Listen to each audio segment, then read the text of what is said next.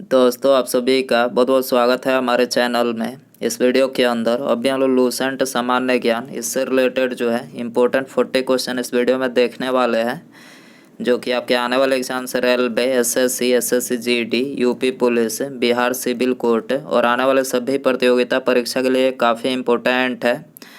तो दोस्तों, आप इस वीडियो को बहुत ध्यान से लास्ट तक देखिए। चैनल पर आया है तो चैनल को सब्सक्राइब कर बगल में एक बेल आइकन आएगा, उसे ऑन करके ऑल नोटिफिकेशन पर क्लिक कर दें।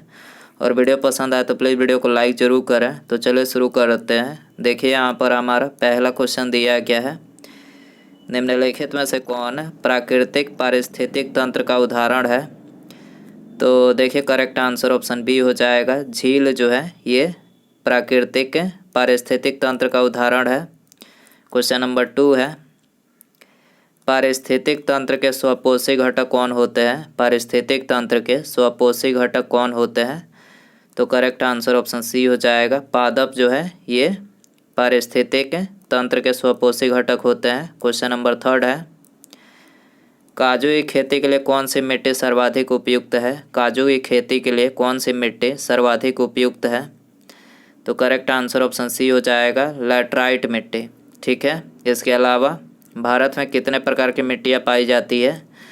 तो देखिए, भारत में जो है टोटल 8 प्रकार की मिट्टियाँ पाई जाती है, जो यहाँ पर हमने लिखे हैं। देखिए, पहला जलोढ़ मिट्टी, दूसरी काली मिट्टी, तीसरी लाल एवं पीली मिट्टी, चौथी लैटराइट मिट्टी, पाँचवीं शुष्क मृदा, छठा जो है लवण मृदा, सातवां पिटमय मृदा तथा जैव मृदा और आठवां जो है वन मृदा। ये टोटल भारत में जो 8 प्रकार की मिट्टियाँ पाई जाती है, आपको याद रखना है। क्वेश्चन नंबर 4 है, पराबैंगनी किरणें किस प्रकार के कैंसर का कारण बनती है। पराबैंगनी किरणें किस प्रकार के कैंसर का कारण बनती है।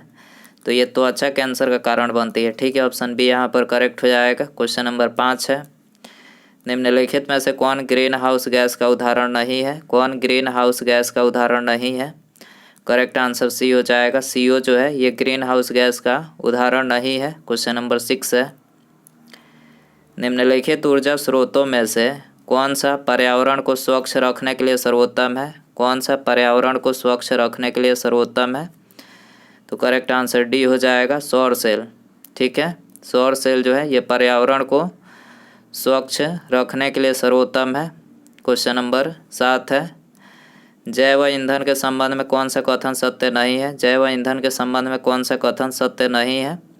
करेक्ट आंसर ऑप्शन ए हो जाएगा, जैव ईंधन लागत प्रभावी होता है। जैव ईंधन लागत प्रभावी होता है, ये जैव ईंधन के संबंध में सत्य नहीं है। बाकी ये तीनों करेक्ट है। जैव ईंधन मक्का से भी बनता है।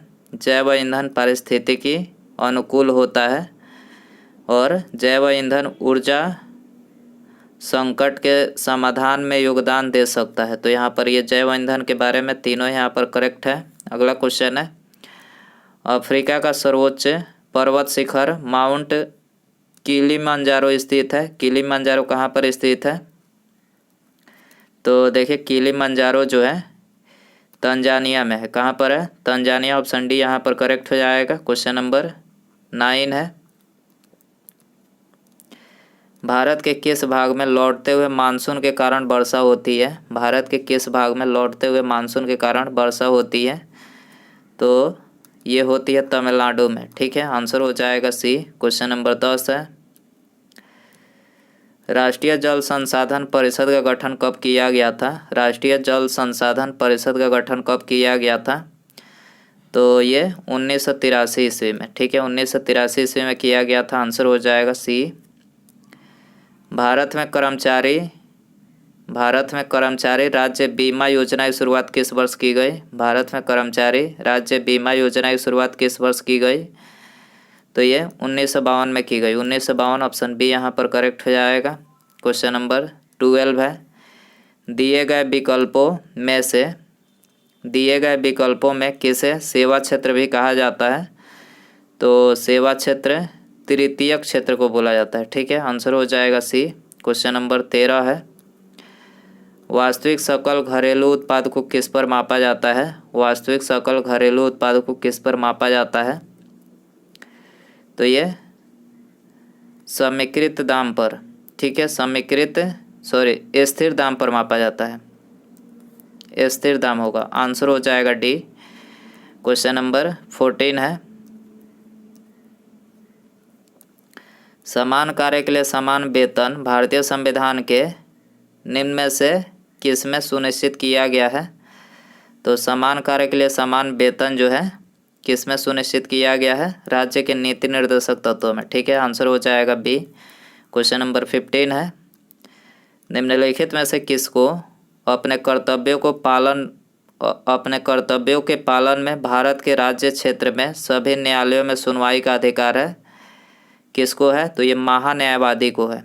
ठीक है, महान्यायवादी को अपने कर्तव्यों के पालन में भारत के राज्य क्षेत्र में सभी न्यायालयों में सुनवाई का अधिकार है, याद रखना है। क्वेश्चन नंबर 16 है, निम्नलिखित में से किस संविधान संशोधन द्वारा लोकसभा तथा विधानसभाओं की सीटों की संख्या में वर्ष 2026 तक कोई परिवर्तन नहीं करने का प्रावधान किया गया है?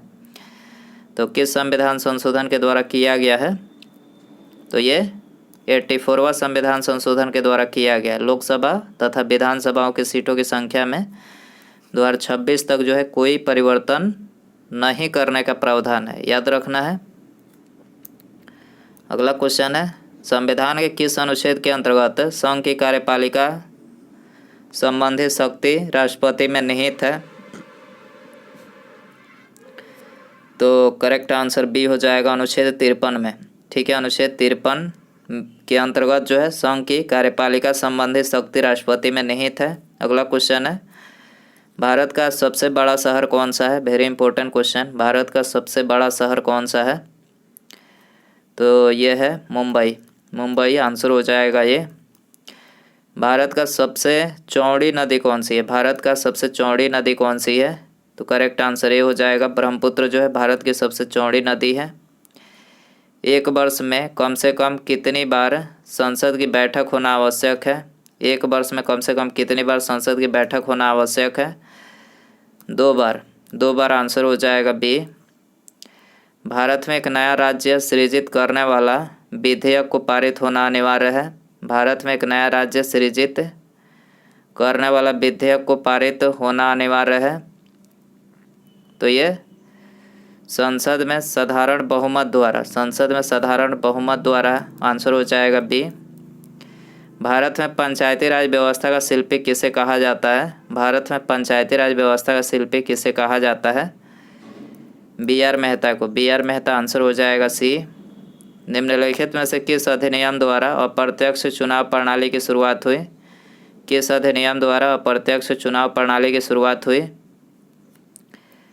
1892 ईस्वी का भारत परिषद अधिनियम। 1892 ईस्वी का भारत परिषद अधिनियम द्वारा अप्रत्यक्ष चुनाव प्रणाली की शुरुआत हुई। बी आंसर हो जाएगा। दोस्तों, यदि आपको वीडियो पसंद आ रहा है तो प्लीज़ वीडियो को लाइक करें, अपने दोस्तों में शेयर कर सकते हैं। चैनल पर नया है तो चैनल को सब्सक्राइब करके बेल आइकन प्रेस करें। अगला क्वेश्चन है, लिखित संविधान की अवधारणा किस देश की देन है? लिखित संविधान की अवधारणा किस देश की देन है? फ्रांस की देन है। आंसर हो जाएगा डी। उड़ीसा में कोणार्क मंदिर का निर्माण किसने करवाया था? उड़ीसा में कोणार्क मंदिर का निर्माण किसने करवाया था? तो ये राजराज प्रथम ने करवाया था। राजराज प्रथम, ऑप्शन सी यहाँ पर करेक्ट हो जाएगा। सल्तनत काल में सबसे बड़ा साम्राज्य किसका था? सल्तनत काल में सबसे बड़ा साम्राज्य किसका था? मोहम्मद बिन तुगलक का था। आंसर हो जाएगा सी। सल्तनत काल में गैर मुसलमानों से लिया जाने वाला धार्मिक कर क्या कहलाता था? सल्तनत काल में गैर मुसलमानों से लिया जाने वाला धार्मिक कर क्या कहलाता था? तो ये जजिया कहलाता था। क्या? जजिया। आंसर हो जाएगा डी। क्वेश्चन नंबर 28 है, शाहजहाँ के शासनकाल में आए विदेशी यात्रियों पर विचार कीजिए। शाहजहाँ के शासनकाल में आए विदेशी यात्रियों पर विचार कीजिए। तो इनके काल में बारबोसा आए थे। बारबोसा आंसर केवल 4 यहाँ पर, ऑप्शन सी करेक्ट हो जाएगा। अगला क्वेश्चन है, निम्नलिखित में से किस शासक का उल्लेख है राज बेटकर यानी हाथियों का शिकारी के रूप में हाथियों के शिकारी के रूप में किया गया है? किनका उल्लेख किया गया है?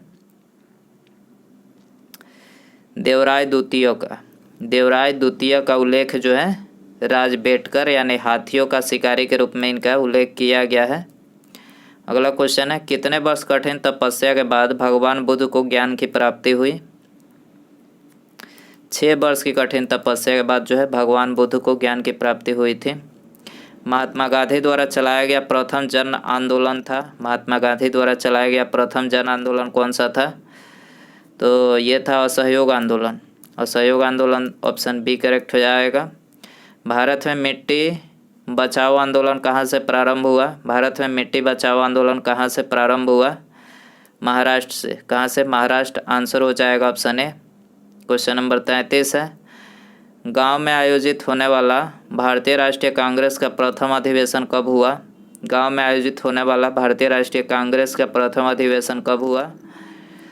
1937 ईस्वी में। 1937 ईस्वी में। आंसर हो जाएगा बी। सुभाष चंद्र बोस को देशनायक की उपाधि किसके द्वारा दिया गया? सुभाष चंद्र बोस को देशनायक की उपाधि किसके द्वारा दिया गया? रविन्द्रनाथ टैगोर के द्वारा। रविन्द्रनाथ टैगोर। आंसर हो जाएगा बी। शक्कर के मिश्रण के दौरान कौन सा यौगिक हमेशा बनता है? शक्कर के मिश्रण के दौरान कौन सा यौगिक हमेशा बनता है? तो इथाइल अल्कोहल।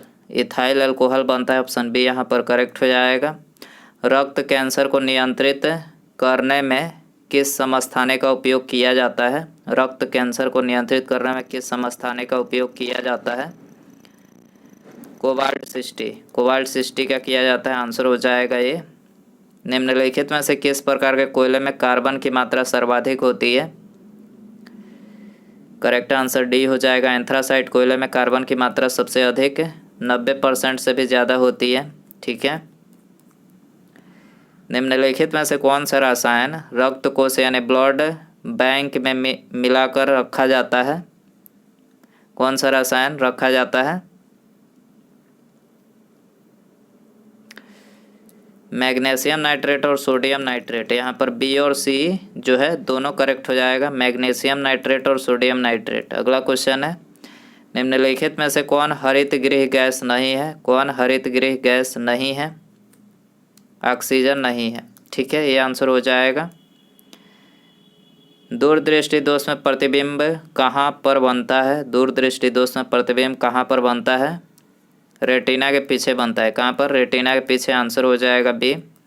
उसके बाद यहाँ पर हमारा अगला क्वेश्चन है, इलेक्ट्रोलाइटिक सेल ऊर्जा का परिवर्तन करता है। इलेक्ट्रोलाइटिक सेल ऊर्जा का परिवर्तन करता है। तो दोस्तों ये आपके लिए होमवर्क क्वेश्चन रखते हैं।